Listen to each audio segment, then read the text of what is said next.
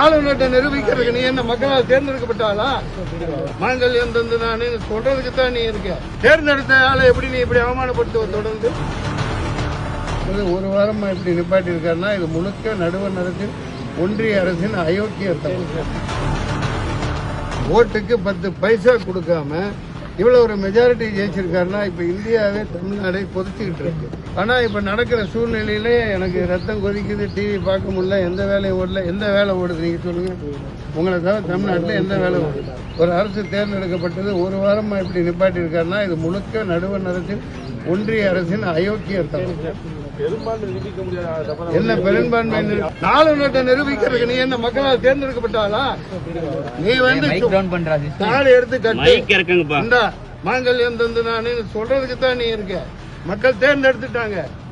தேர்ந்தெடுத்த ஆளை எப்படி நீ இப்படி அவமானப்படுத்துவ? தொடர்ந்து என்ன ஒரு தைரியம் இது? மற்ற ஸ்டேட்ல என்ன நடந்தது?